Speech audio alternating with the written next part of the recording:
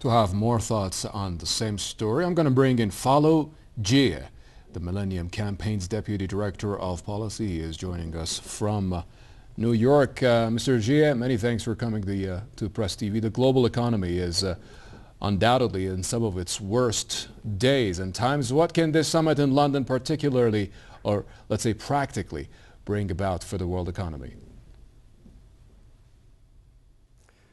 Well, thank you very much for inviting me. I think basically there are three things that we can expect from the G20 summit. The first is that for them to take steps to restore global growth and ensure that there is fiscal sustainability. That's one thing that they can bring. Another thing is the restructuring and reform of the international financial architecture, which would include building strong supervision as well as regulatory frameworks. And a third and important thing is the issue of tax havens. I mean, for them to ensure that, these are better managed and better controlled. I think if we get this from the G20, we are on our way to a recovery of the global economy. Can the G20 meeting in London jumpstart a better global economy, do you think? Well, I think they can, because already there's a realization that, something needs to and has to be done. That is one fundamental thing. We cannot, doing nothing is not an option, as we always say. Something has to be done. And then also realizing that there's interconnectivity, in the global economy. There is need for coordination and also action by one party or one part of the world is not enough. Everybody has to do something.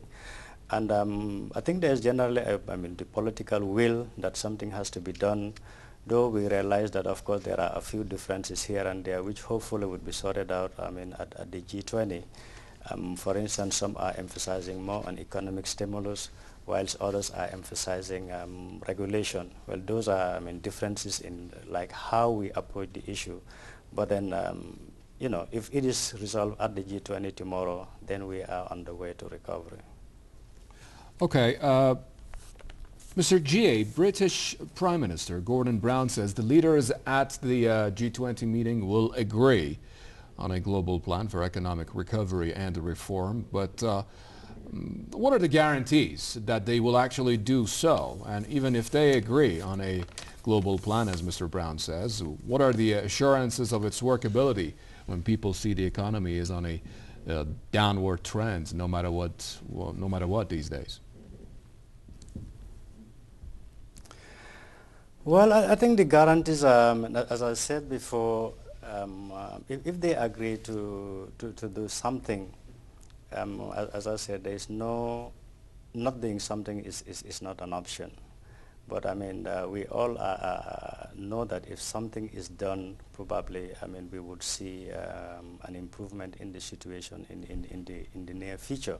We know, for instance, in the U.S. something has been done, and we're beginning to see, well, not in very, how would I call it, not in very succinct terms, but we know that the economy is gradually, reviving. So I think we are very hopeful that if they are able to agree something at the G20, we do hope to have something.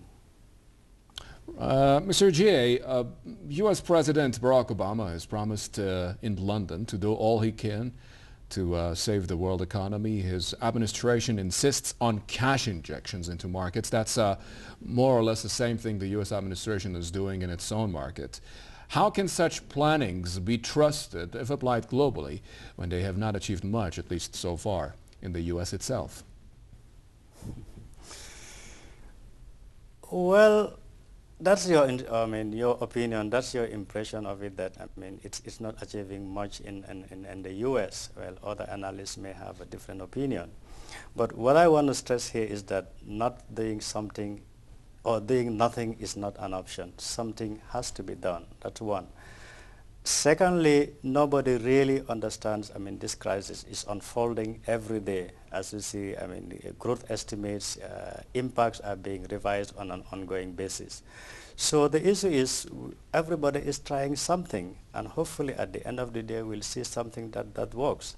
There isn't any single particular solution at the moment. So people are just trying, different things, And as we go on, maybe, we'll learn from a few mistakes here and there, and things would work. But I wouldn't say openly that, what is being tried in the U.S. is not working. I wouldn't say that. Many thanks to Falu Njie, the Millennium Campaign's Deputy Director of Policy, joining us from New York.